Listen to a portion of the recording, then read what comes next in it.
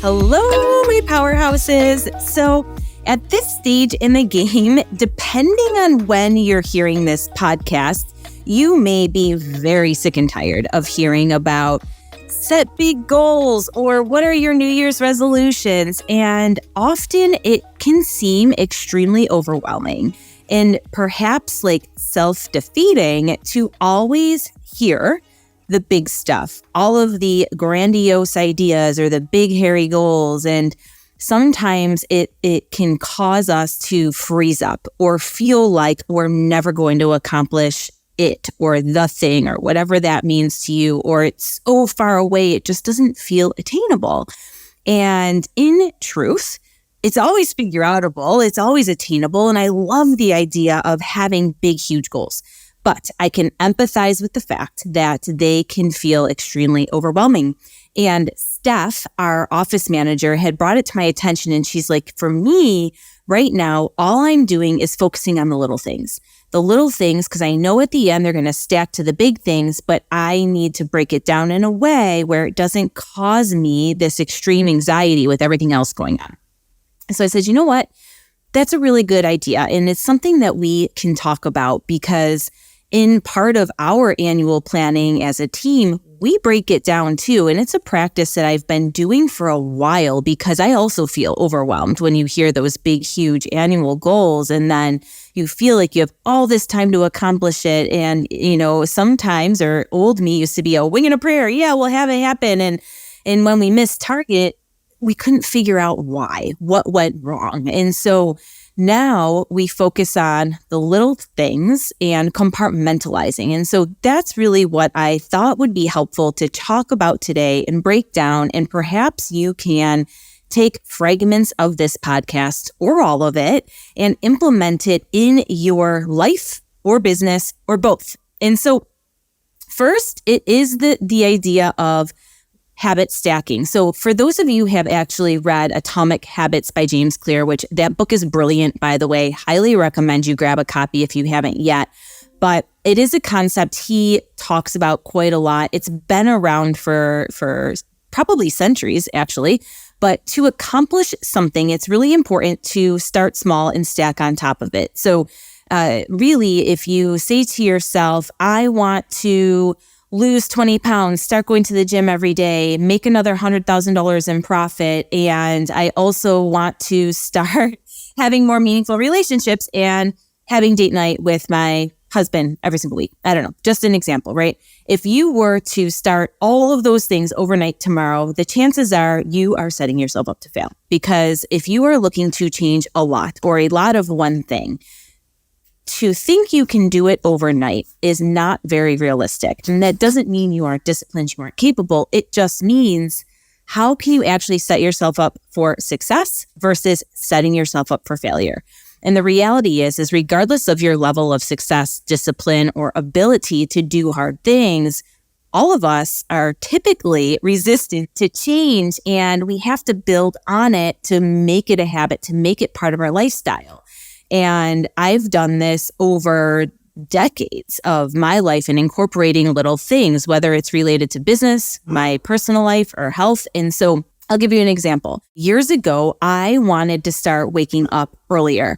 And the reason I wanted to start waking up earlier is for me, morning is my go time. It's when I have the most amount of energy. I am the most creative, and most of the time, no one else is around to bother me. So I can be super, super productive. And so what I started to do, my goal was to start getting up at 5:15 a.m. My normal time was around 5:30, 6 o'clock a.m., more so on the side of 6 o'clock a.m. at the time. And what I did is with that goal in mind, I started waking up and not hitting the snooze button 10 minutes earlier every single day until I got accustomed to that 4 o'clock range, right? Waking up around 4:15. And so when I did it in these little increments, because I wanted to give my time or my body time to adjust. And I didn't want to do it overnight because I wanted to see how I would also feel.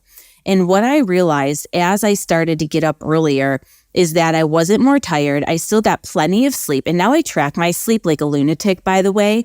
I wear a Garmin tracker and I make sure that I go to bed every single night to get at least 7 hours of sleep. That means I am still waking up at 4:15. And if I can't get that 7 hours, I will adjust accordingly, because I've learned over the years too that this is really, really important. And it was actually my goal for last year to focus on my sleep and my sleep health. And so I used to operate in like 4 or 5 hours a night years ago. And that is for the birds. I cannot do that. I'm too old for that shit. I need my 7. And so I focus on that. But waking up earlier, I was able to get more done. I was up before most of the world was up. I really love it and cherish that time now. It's part of my morning routine. And for those of you who have listened to earlier episodes, you know what that consists of. But what I found is I'm not more tired. And the reason I'm not more tired is I'm actually just sleeping more soundly. I am going to bed and I am tired. I'm not laying awake with my brain racing and not being able to shut off. And so it actually really helped in so many different ways. And I have also changed how I go to bed. I now try to wind down. I don't have my phone until I close my eyes. And I always think about my day and what I'm grateful for before I go to bed. And that also helps me to get to bed, not have constant stimulation, and then be able to continue to wake up consistently at 4:15. So that is important to me, but I did it over time. And so that is something that I started, but it has helped me significantly, not just in business and being able to get more shit done and be more productive before my team comes in for the day, but it gives me a couple extra hours in my day so I can leave the office earlier, get in my workout, have dinner, have time with my husband, and still feel really good about the things. In part of this, I have learned to also hyper-focus versus multitask. That is probably a whole nother episode, but you get the point here. Start small. And so when you're looking at your entire year and you're defining your goals, what I want you to think about is you've got your goals for the 12 months. Now break it out into 4 12-week years, 4 quarters, okay? And then break down those numbers per quarter and all the other goals that you want to accomplish. And within just that one quarter, if you can treat it like a year, go a little bit deeper. And then what do you need to do every month, every week, every day? And every day is where the big stuff happens. The significance of everything. What you do daily matters more than what you do once in a while. And it's those little micro steps, those micro actions that compound and build up to huge results.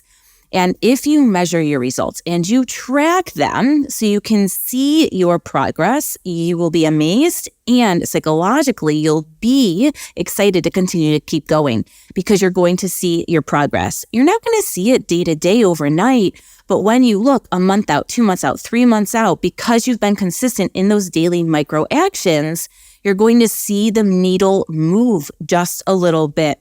And then over the course of that year, you're going to be so much more likely to actually achieve what you wanted to achieve because you focused on what needed to happen daily versus just looking at the macro and the big goals and feeling like you're often spinning your tires or not sure what to do or you're putting out a fire last minute. And so if you can take this approach for your year in breaking things down, it will help so much. And then when you're doing this too, make sure your schedule can accommodate. And so you may need to do a little house cleaning with your routines, with your schedule and what you're doing so that you can fit it in. One tool that I love using for this that I've been utilizing for a number of years now is the Fox Planner.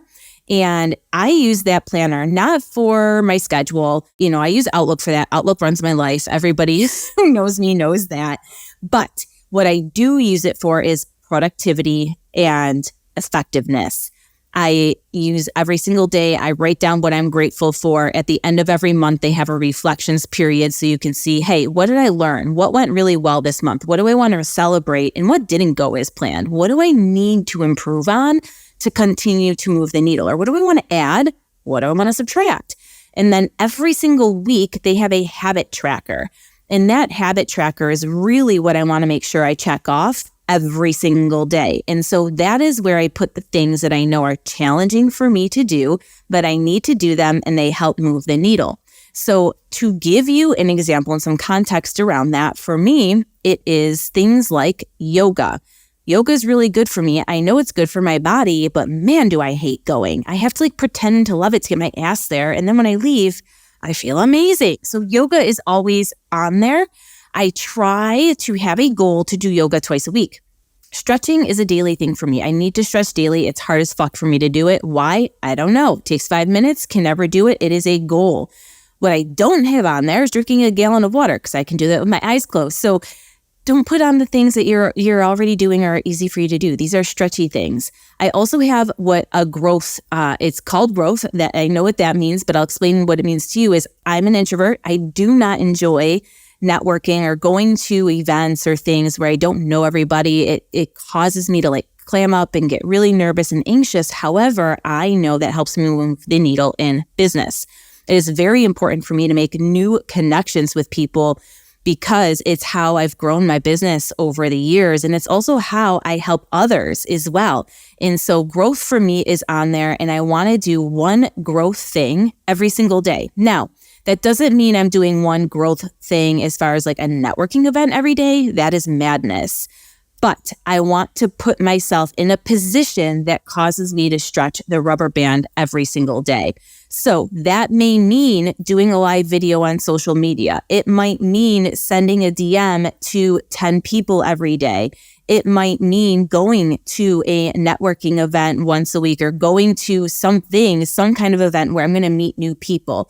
Every day, I want to make sure that I'm doing something to expand my network and my connections in one of those areas. And then I also have on there, read.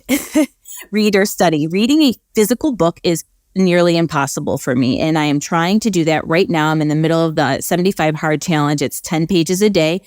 So that is part of my tracking right now is 10 pages a day because it is so very hard for me to do that. And so I must check it off to do this challenge. So those are the things that I know move the needle in my personal life and in business.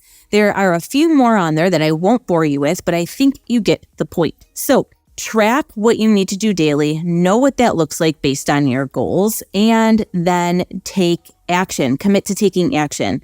Love yourself hard enough to be disciplined and consistent and do the hard things that are not comfortable. You are worth the effort, my friend.